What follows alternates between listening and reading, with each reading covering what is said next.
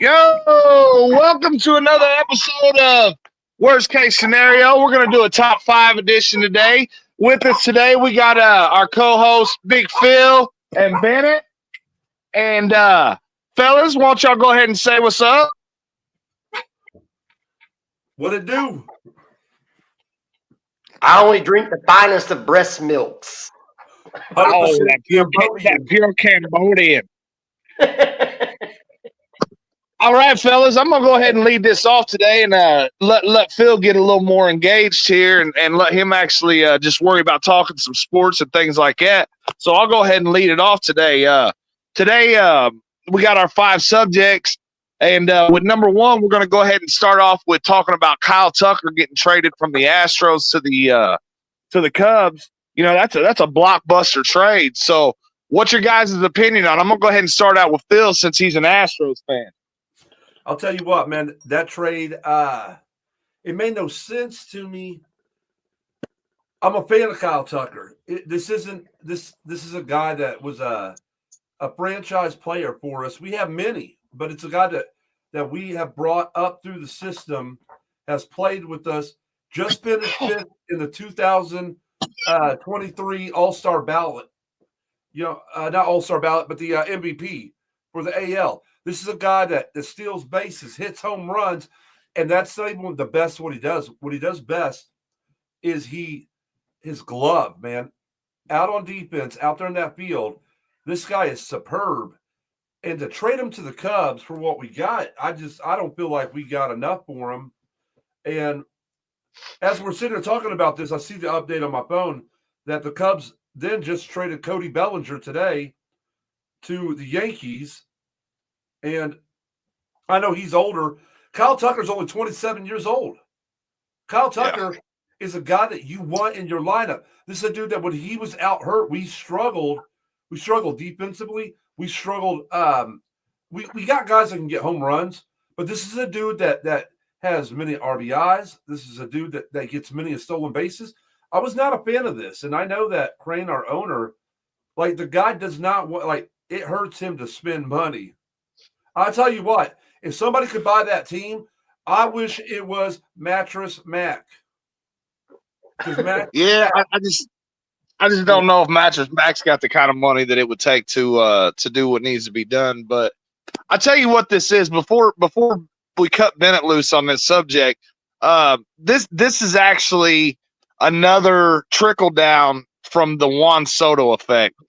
Everybody's getting nervous now because Kyle Tucker's only got 1 year left on his deal. Yep. He's gonna demand the kind of money that possibly like Soto's getting, and there's going to be a lot of teams that are going to be scared off by that and not be able to be in that range. And so the Astros looked at it as though we could put some assets on the field because it's almost inevitable that Bregman's going to go. So we brought in 2 third basemen. And now they're saying that the effect of this is also that Fromber is on the trading block. So I don't know what the fuck's going on, man. This isn't like they're treating it like it's a rebuild kind of where they're like trading off. This is shit that you do mid-season. What's that? They got a pitcher and 2 third basemen, one being a starter and one being a top prospect guy. He was taken 15th overall in last year's draft. So he just spent this past season. He spent most of his time in Myrtle Beach playing with the Pelicans, kind of like where Kenny Rogers played that season, and they had the black biker and all that with Will Ferrell, hilarious. But he made it up to Double-A. But this guy he's a big hitter. He is, but he's early, and he could pay off. But I don't care, man. I'm a fan of Tucker, and what are you going to do now? No, I agree. At center field, I agree, and I feel like if this is what you were going to start doing, you probably should have went ahead and done this last year with Bregman and got assets out of him as well. If this is what the game plan was, now to start tearing it down and And like I said, they're saying that Fromber's probably going to be on the trading block and things like that. And it's pretty much inevitable that Verlander's not coming back. You got to wonder what the game plan is, man. Is it a full tear down rebuild, or do they feel like they still have solid enough assets to put a few more pieces in place and try to make a run at another title? But this wasn't an aging player. Like, we lost Correa and we lost Springer because those guys chose to go somewhere else. They wanted more money. Like Tucker, we didn't even give a chance. We're going to lose probably Bregman because he's going to want more money. He thinks that he's worth around $200 million, and we deemed him worth like $165 million. You know what I'm saying? But you want to trade to get guys like this. This is guys that you want to keep on your team, and Tucker is. I just feel like that that some of the sand or the writing was in the sand when they went ahead and paid Altuve. Even when they decided that he's going to retire as an Astro, I feel like that kind of put the writing in the sand for a couple of these players. Like, but when you try to set up a team to win the World Series, you want a guy like Tucker, and yet you just sent him away. He had a year left. You had a year to negotiate with them, to bargain with them. You had all this offseason to get him signed to a new contract. And it worries me because we have Alvarez coming up in a few years, and it's just like, you're just going to let this guy walk. But this is a cornerstone player. And so that's why it really hurts, because I like Tucker. Like I said, you knew that dude come out every time, Bennett, every time he batted. That dude would come out. He put his bat up against him, reach down, grab some dirt, rub it in his hands. He'd do the 2 swings, getting it ready. And Tucker was ready to go. And he did that every time. He put dirt on his hands every time after every swing. It's just something that he did, man. He just one of those baseball players you love. And so, so what do you see happening here, Bennett, with this? Like, this is another big time player that teams are kind of offloading because they're getting ready to come up on a deal. Do you see this as a trickle down effect from like the Juan Soto type deal where, these guys are getting $700 million deals and some teams are just saying, we can't be in that market? No, absolutely. I absolutely think you're absolutely right that it's a trickle down effect from Soto. And I think you're going to see more of it happen. 2 things, though. Phil, you said Kenny Rogers. The guy's name was Kenny Powers. Yeah, you're right. Yeah. But that would be awesome if Kenny Rogers played some Myrtle Beach baseball, though. The other thing is John Walker. I watched some highlights of this after you guys told me about this, and this guy he's phenomenal. You're right, at bats, stealing bases, out in the outfield, playing with that glove. Yeah, he's awesome. That's an awesome pickup. I think where it comes with the Astros is, like, you guys are a really good, like, farming team. Like, you guys develop players really good. And I think that's the reason why you get that, to where you're not afraid to lose some of these keystone players, where you think you already got something waiting in the wings. Which, I mean, that's a gamble, which everything in sports is. But you're gambling on the fact that you got the next guy step up, and hoping that you get some kind of asset in the trade. Maybe you can develop these third basemen and the pitcher and everything, but you also already got stuff in development with like your draft picks and your minor leaguers and stuff like that. So that's where I see the problem is we're still hurting from the draft picks that were taken from us from the scandal and shit. We really haven't developed our farm system since that whole cheating scandal thing, man. Complete and utter bullshit. We didn't cheat. We did something that has been around for over 100 years in baseball, sign stealing. Everybody does it. We just got caught. Hey, my daddy told me, if you ain't cheating, you ain't trying.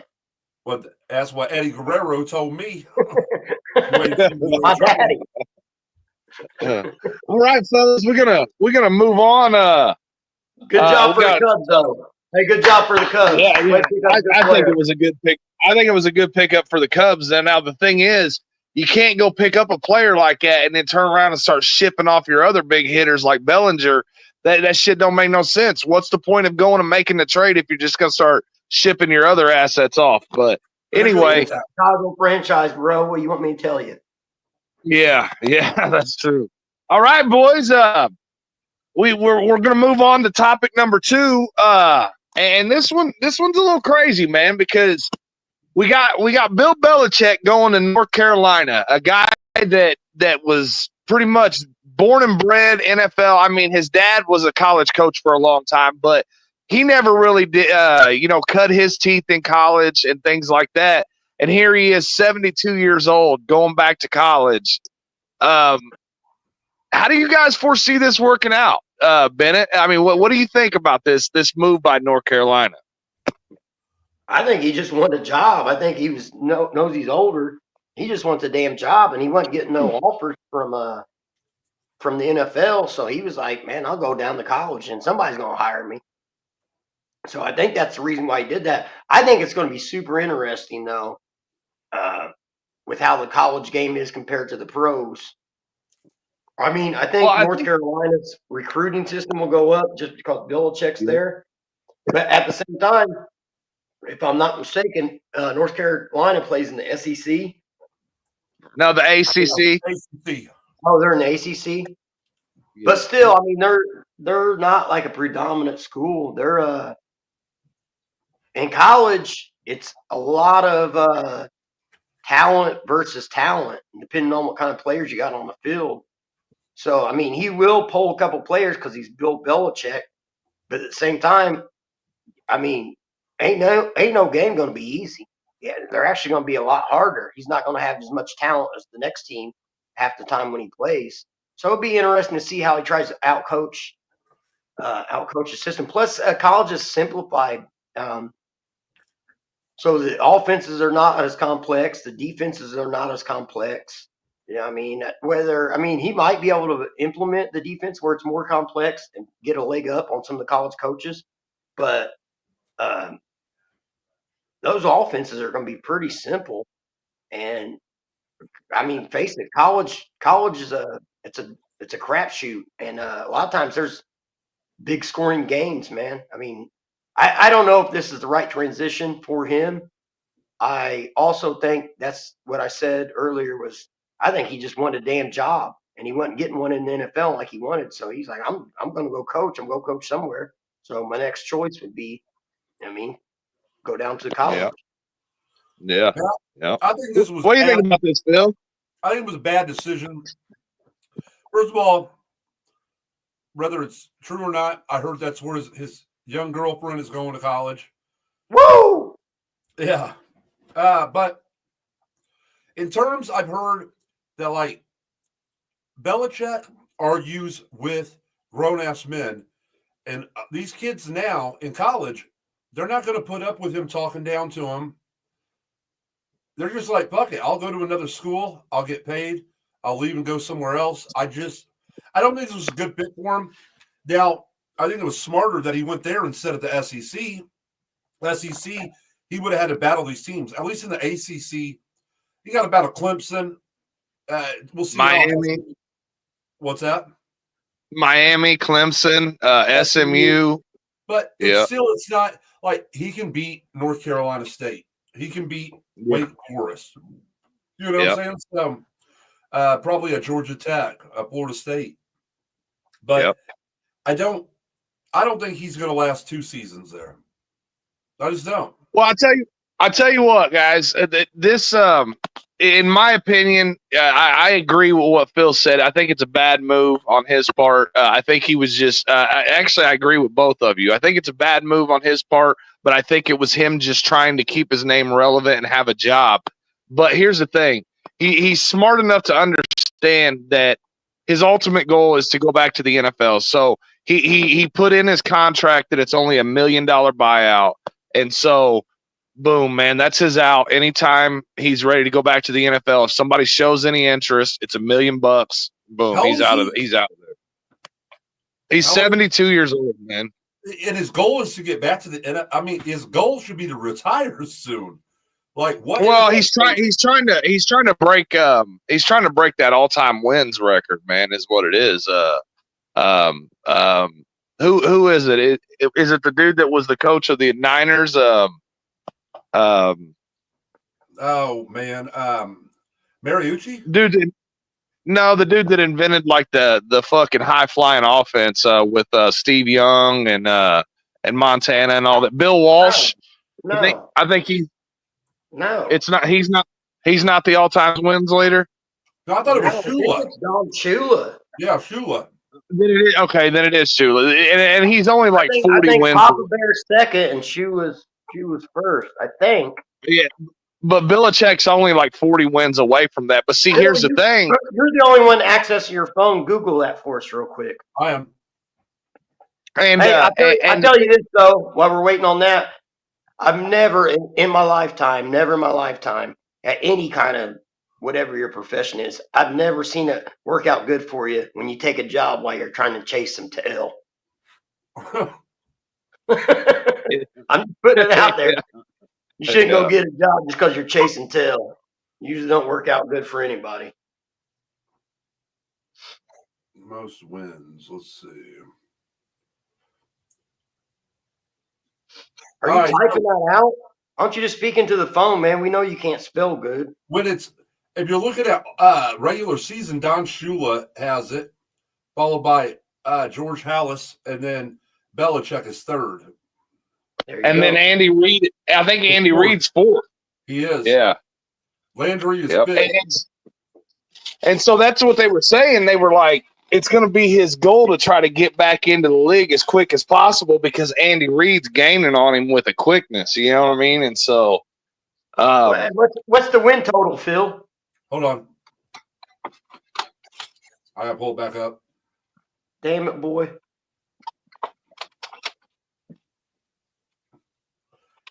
Well, and see that was that's regular season wins, and then when you add in postseason wins. Belichick's got the record with 31. Reid's right behind him at 26. That's what I'm saying. But if you're looking at regular season, it is Shula has 328 wins. Halas has 318. Belichick has 302. Yeah, so he's got 3 seasons to get that. He needs 3 more seasons, probably. I don't think it's going to happen. Dude, honestly, I don't either, man. And that's crazy to think because, I mean, just a couple years ago, you never thought that he would be unseated and shit, but it got downfall. Here's another downfall to hiring him is he going to what when he had in New England? Full control, GM and coach. There's a lot of teams who talk about this D-Lo. You have to fire your coach and your GM to get this guy in the building. Well, the thing about it is he went out and hired a GM for North Carolina. He hired that Mike Lombardi. Did he? And he said that, he's going to be running the financial side of the NIL shit in North Carolina. And so, I think a lot of NFL teams are going to watch and see how he does things. But if Belichick's going out and doing dumb shit like hiring Matt Patricia as his offensive coordinator down there, they're going to be like, no fucking way. He still thinks he's smarter than people that have been doing this shit for 100 years. You know what I mean? And so it's one of those deals, man. But anyway, I just, hey, good job, guys. If you're adding in the postseason, it goes Shula has 347 wins. Belichick has 333. So he's sitting at what? What is it? 14 wins behind him to tie him. So 14 wins. That's what he's shooting for. That ain't bad. Yeah. And that's the whole thing, though. Like, if Belichick were to come back and break the record, and then Andy Reid turns around and breaks it the following year or 2 years later, it's just like, really, what did that even? You guys consider the winningest coach? Because I consider the playoffs part of it. I consider the Super Bowl a part of the playoffs. I don't consider the Super Bowl like rings that Belichick has necessarily making me the greatest coach ever. I mean, he's one of them for sure, but I think consider the greatest coach ever, you need total amount of wins.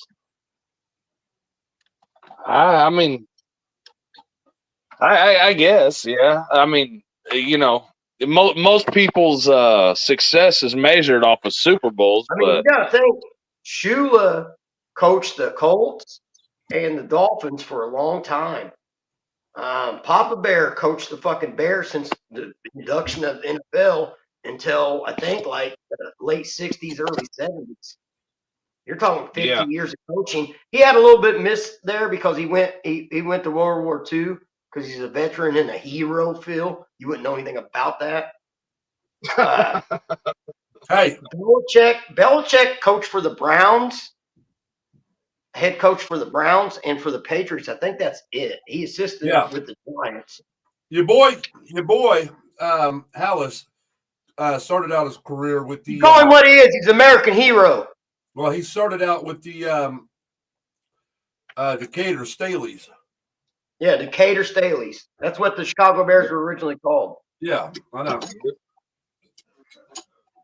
The man started NFL, Phil. If it wasn't for him, we wouldn't even be talking about this shit today. All right, cool. If it wasn't for George Halas, there probably wouldn't be YouTube, motherfucker. I heard he touched goats. We probably would have went to the moon if it wasn't for George Halas. Your kids wouldn't even go to public schools if it wasn't George Halas. All right. What's up next? D-Line? All right. Good job, guys. We're going to move on to subject number 3, which is crazy. It was a UFC fight night. That was a solid card, man. I don't even remember all the undercard fights on it, but the main event ended up being Colby Covington versus Joaquin Buckley. And Colby Covington ended up losing this in a controversial doctor stoppage. But, the bigger story coming out of this is Colby Covington done, man. I mean, he's 1-4 in his last 5 fights. He looks like he can still hang in the ring, but at the same time, those losses are starting to pile up. You know what I mean? So it's just, what do you guys think about this? Go ahead, Bennett. Well, I mean, there's two sides of this. It's like, he's lost too many fights lately. So you need to kind of almost start from scratch. But at the same time, I mean, you go fight some scrubs or some up-and-comers, try to get some wins under your belt, get your name back out there. But at the same time, if you do that and you lose to one of them, you are done. So I don't know, man. He got beat up pretty bad. I don't know if it called for a stoppage, but he got beat up pretty bad. If I was Kobe, I'd probably be looking for a payday more than trying to climb back up the rankings. So I'd call out somebody kind of famous and popular, run my chops, try to get a big payday, 1 or 2 more fights. Because like I said, if you go back down and try to step your way back up, you're fighting some scrubs or some up-and-comers, and you take that loss, you're done. So if I was Kobe, I'd try to go get a payday, try to talk some trash to somebody that's worth people paying for a pay-per-view fight for. Yeah, I mean, I tend to agree, Bennett. I think his main eventing days are probably starting to fall off, and he's probably gonna have to be an undercard. What's that? How old is he? I think he's like 37, 38, something like that. That's kind of old. Well, you got to think about it. This dude was on a losing streak, and then he decided to reinvent himself as this fucking MAGA guy that is coming out and supporting Trump and all this, and he decided to reinvent himself with this bad attitude that he has and shit. And now it's just like that's all starting to fade off. You know what I mean? Now the lavish lifestyle's catching up to him and shit like that. So. Yeah, well, he's still talking shit, but he ain't able to back it up like he used to be able to. That's it. Yeah. So. I don't know I mean, what happened to Phil. I think we lost Phil, but yeah, we did. That sucks though, because I wanted to hear Phil's take on this. But yeah, we'll touch back. We'll touch back on it, man. We'll go ahead and jump okay. off into the next subject, and then when he comes back, we'll get his opinion on this Colby Covington thing. But I wanted to know what you thought about Saturday night main event, bud. You know, the WWE. It's one of those shows that they don't do all that. They put some big matches on there because of that. You know, they wanted to make it a special show and things like that. Phil called us both and said that he thought that Cody Rhodes was going to lose his title during this show, but that didn't end up happening. I didn't anticipate Kevin Owens taking the title, but Gunther retained his title as well and shit like that. So what'd you think of it, man?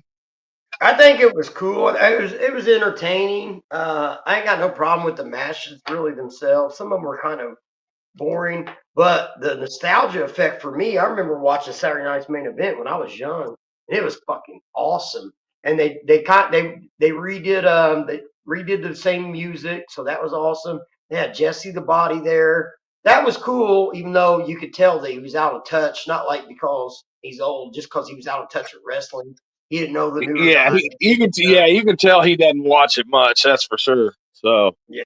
he probably should have did a little bit of homework. See that the whole idea of it was cool. And like I said, the matches weren't great, but they were all right. As far as Phil talking about Kevin Owens beating Cody Rhodes for a championship, there's no way that was going to happen. I don't give a shit what storyline or what they were going to do. They're not putting a belt on Kevin Owens, not at least not one of the main titles anytime soon. That dude is dog shit. I've never liked that dude from the beginning. I think he's trash. He's fucking overweight. He does copied moves. Like he's not original at all. He does a swanton. He does a stunner. He does a pop-up power bomb. I guess that one's original. It's still just a power bomb, but he pops him up a little bit and gets him a little bit higher like a last ride. So that's pretty cool. Yeah. But other than that, man, like there ain't nothing special about him.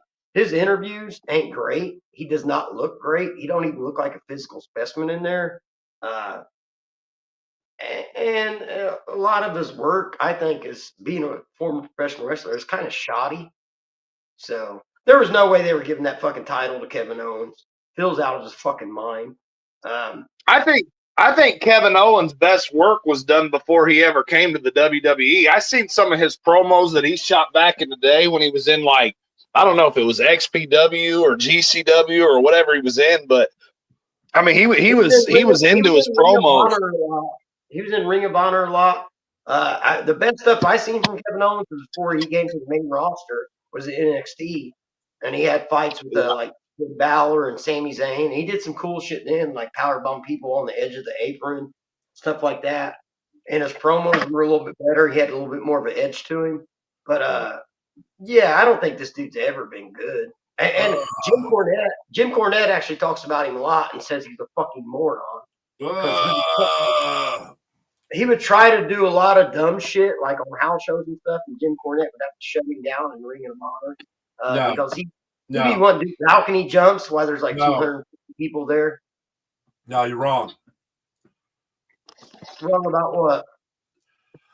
All right. First of all, Kevin Owens blew up in. Yeah, he blew up all right. He's big. He's fat as shit. He blew up in WPG or PWG, and then he also was big in Ring of Honor. Like, the only time that he had issues when he was in Ring of Honor was Cornette when he was down there. Yeah, because Cornette's going to call him out on that shit. But I mean, he was the champion in Ring of Honor. Wasn't everybody? No, not everybody. But I mean, like, I guess here's like the other actually yesterday while I was working. It just started playing, but it was the Kevin Owens documentary on WWE. Started playing on the YouTube, so I got to listen to the whole thing, and you get a better. Sorry, I missed that. I don't think I'll watch it. Well, but it talked about him and Sami Zayn's when he was back when they were El Generico and Kevin Steen, and he had excellent mic work, and he was a little skinnier than what he is now. but he was always quick to move. He just was never. He was never like a gym rat. He was never going to spend all that time in the gym and everything else. But I was telling Bennett that promos. I was telling Bennett I seen some promos that he shot like back in the day, and he was actually like really passionate in his promos and shit, like going crazy and shit. So, and I don't know what that was from. I thought it might have been from like a XPW or a GCW or whatever it may have been, you know. So. Ring of Honor. Yep. But yeah, Bennett was just talking about what he thought of the Saturday Night Main Event. But more than anything, Phil, now that you're back, I want to get your opinion on what you think of Covington. I was talking about him he's 1-4 now in his last 5 fights. I mean, he has been competitive, but at the same time, he's not carrying that same weight that he once was. You know, when he was actually fighting top contenders and shit. This Joaquin Buckley, as much as the dude's got a nasty punch, you know, a lot of people figured that Colby was the more skilled fighter in this fight and things like that. But you know, he ended up getting that doctor stoppage. So, what do you think's next for Colby Covington, man? I'll tell you what, and you haven't seen anybody do this in a while, but I think that he does need to do it. He needs to be traded from the UFC or like let go. Like you see this in WWE sometimes. The guy gets stagnant and they go back to the independents and they refine themselves. And they'll come back bigger. Cody did it. Drew McIntyre's done it. Guys have done it. But they've also done WWE, man. We're talking about UFC. There ain't no fucking independents. Yes, there's guys that have done it in the UFC where they left, wouldn't work their ass off, came back. Fabricio Verdum. I just we were trying to figure out how old Colby Covington is right now. He's 36 years old. So you think he's got time to go to another organization, work his way up maybe to the champion, and then turn around and come back to the UFC and be dominant again? That's what I was saying. Fabricio Verdum did this. Yeah, he had competed at the UFC, and then he struggled. They let him go. He went and reinvented himself in maybe it was Bellator. It was somewhere. He went and then he came back and he shocked everybody when he knocked out Cain Velasquez and took his belt from him. Nobody saw that. I'll tell you this about Colby Covington. If he leaves, he ain't coming back. Yeah, I agree. I think with Colby, though, I mean, I think that would be helpful for him if he was able to leave and then come back. But I think it also might be that success. Like I've seen today where Conor McGregor had come out and said that he's going to put his comeback on hold because he's going to do a boxing match with Logan Paul. Paul in India. Yeah. And I said, you know, if you're not going to do it, then just go. Like nobody. And I'm a huge Conor McGregor fan. I don't care about watching him box in an exhibition against Logan Paul. No, that shit is done and over with. Yeah, so if you're not going to fight MMA, then cool, then move the fuck on, because I am a big fan of Conor, but it's getting old. It is getting so old now. It's like, dude, here's what you do.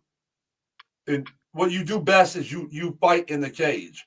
But I know that all the money and everything, it went to his head, but now he's starting to lose all that. He doesn't have that income coming back in. So he's going to have to fight. But what I'm worried about is about the time that he does get back into MMA and start fighting, he's going to be too old. And nobody's going to want to see a 40-year-old Conor McGregor trying to reclaim. I tell you this, me personally, I'm not buying a motherfucking thing ever again attached to Logan Paul or whatever, Jake Paul. I'm not buying anything ever. No, again. see, he's going to fight the wrestler Logan Paul. That's who he's going to box. I'm not buying that either. I wouldn't either. I don't. Those motherfuckers are all about money, and they got it the last couple times. I ain't getting tricked again. You fooled me once, shame on you. You fooled me twice, shame on me. I'm just not happening. Well, when it comes to Logan Paul, I would rather see him do what he's really good at, and that's competing in WWE. Nobody knew he was going to be as good as he is. And like I said, there's only 2 guys I've ever seen that had very little training and got into wrestling and made such a big impact. He's number 1, but number 2 is Pat McAfee. Oh, I thought you was going to say me. You were never. Well, speaking of wrestling, that's a good way to transition back into that, Phil. What was your opinions on the Saturday night main event? Me and Bennett were going over that when you jumped back in. I felt like Owens should have, because there's nothing left for Cody. They're trying to do the same with Triple H now. I don't know if you've seen the after footage, D'Lo.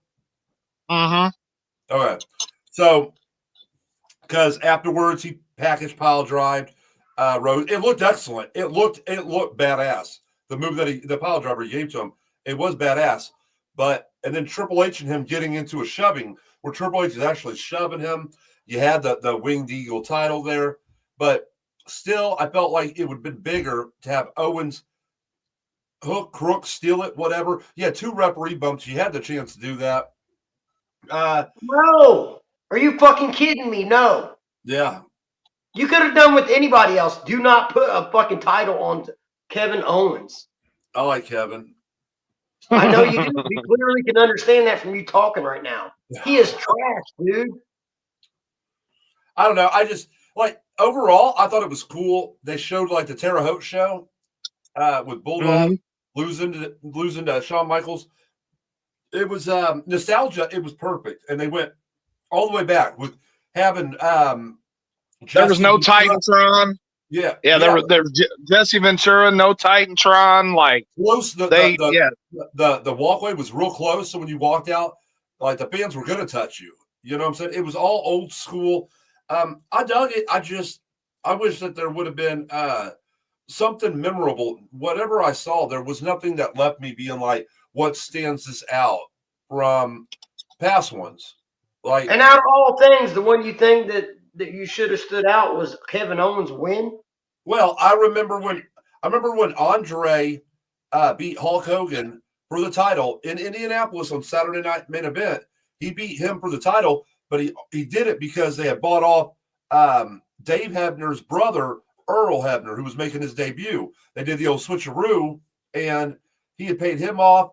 And then he sold the belt right afterwards to $1 Million Man. I remember that. That was all at the old Market Square Arena in Indianapolis in 1988. So so you think Kevin Fat Ass Owens should have won the belt and then sold it? No. But I'm just saying, I remember that because of the title change. Now I remember that was very memorable. You know what wouldn't have been memorable if Kevin Owens would have won the fucking title. I thought that would have been something. I understand. I understand. Well, I understand what Phil is saying, though. There's not a lot of direction for Cody to go in right now, and so he was explaining it to me before the Saturday Night Main Event that Cody's a better chaser. His character is better at chasing the title rather than being a title holder, man. It's become boring. It's become very boring with Cody. No, I understand that. But you don't take fucking boring and put it on stupid. No, I mean, I would love that they want to take boring and you put it on something that's rising up. Kevin Owens is not rising up. Nobody wants to see Kevin Owens on fucking TV. They do. They don't. You want to make Kevin Owens entertaining? Something for me to laugh at? Tell him to take his shirt off while he wrestles, fat bitch. All right. With that being said, we're going to move on to our 5th and final subject here. Here we go. Move on.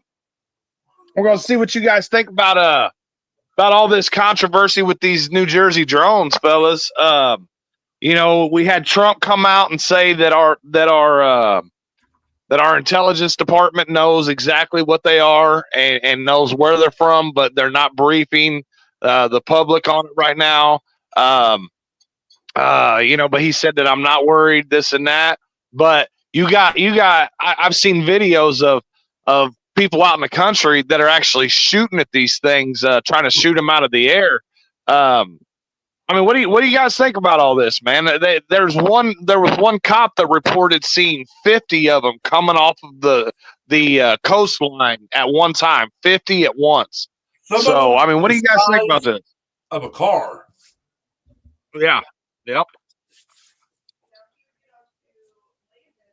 When have you ever seen a fucking drone the size of a car? I never have. No, me neither. Yeah. But Bennett, go ahead. I know you're big into this stuff. Go ahead. Yeah, this one's super weird to me, but I'm super interested in it as well. There's never ever on record been a drone made as big as a fucking car. For two, nobody, not even a gang of motherfuckers, are gonna be able to fly 50 fucking drones in sequence over any area. Right? Yep. Does that make sense to you guys? What if they're not from here? 10 maybe, 12 maybe, 50 fucking drones, fly them in sequence. You got to have 50 fucking operators, right? Well, no, not necessarily. They can build these things where one controller can control multiple drones. You know what I mean? So, fair enough. Hey, but what happens if these aren't man-made drones from here? Well, that's what I didn't bring up was they've now discovered that these drones are not putting off any heat. So even if this was a man-made drone, any man-made drone, the motors that are spinning the propellers are going to put off like a red color in the thermal because they're putting off heat to run the motors. These drones are not putting off any heat whatsoever, man. Have you heard about a mothership? Yes, I did hear something about a mothership. Yep. Come on, man. I don't know, man. I've always heard the stories of that. The aliens have always been watching us, and that before they would let us blow ourselves up with nukes and like pretty much wipe ourselves out, they would come in and intercept and all that shit. And you're like, are we that close to like nuclear shit breaking out to where they're like stepping in and kind of really monitoring the situation now, or what the hell's going on? So. All right, here you go. Food for thought.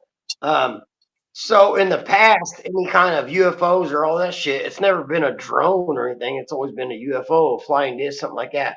Now all of a sudden, people are thinking this is like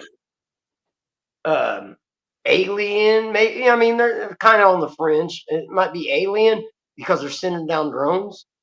Motherfucker, who invented drones? Aliens didn't. Yeah, are you saying that aliens watched us invent drones and they was like, that's a good idea. Let's do drones. No, we invented drones. This is our invention. This is us. You don't think that technology was already out there prior to? Why didn't we see it before? Every other. Who's to say that UFOs aren't drones? I mean, there's only supposedly. Sure. I'm agreeing with you, sure, but they've always been like flying discs. At the smallest, I think they've been like 9 to 12 feet. I mean, so these are fucking. Some of them are as big as cars, but some of them are small as a regular fucking drone. Who invented drones? Aliens didn't, or if they did, they didn't invent them like this. We invented fucking drones. These are us. These are us. Bibbles. And if the government's saying, oh, we don't know what the fuck's going on, how the fuck does the U.S. government, why it's very close to a fucking army base, how the fuck hasn't they shot one down yet? Yeah, right. Yeah, fucking right. Well, now, if I go up to a fucking army base down in fucking Kentucky and touch the fence, I'm either going to get spotlighted on and threaten to get shot, or I'm going to get shot. But they're letting a fucking drone fly across the fucking military base? Yeah, fucking right. Yeah, fucking right. Are you kidding me? There's no way. This is us. This is a made-up fucking story. Bibbles. Why is it made up? I believe it's fake news. That's the question, fellas. Why is it made up? Bibbles. Remember that on... What the fuck do you keep saying Bibbles for, bro? On Dave Chappelle, when he's like, the asteroid's going to hit the Earth, and he's the alien that came down. Yeah, he's like, this is Bibbles, my homie Bibbles. He's taking me back to his planet. I got some yellow cake. So why is this made up? Or do you guys think it is made up? No, I don't think it's made up. No, I'm saying I think that our government is involved in this, and they're doing this shit, and they're saying they don't know what's going on. How the fuck does the FBI, how the fuck does the U.S. military not know what's going on? How the fuck do they not shoot one of these things down? They do know what's going on. You're just limited on what they're going to tell you. So what's that tell you? They know it's them. It's them who? The military. It's Bibbles. I was going to say, it's Bibbles. I was going to say, maybe it's Bibbles. Hey, look. You're like, aliens don't fly drones. We got most of our technology, according to what a lot of people say.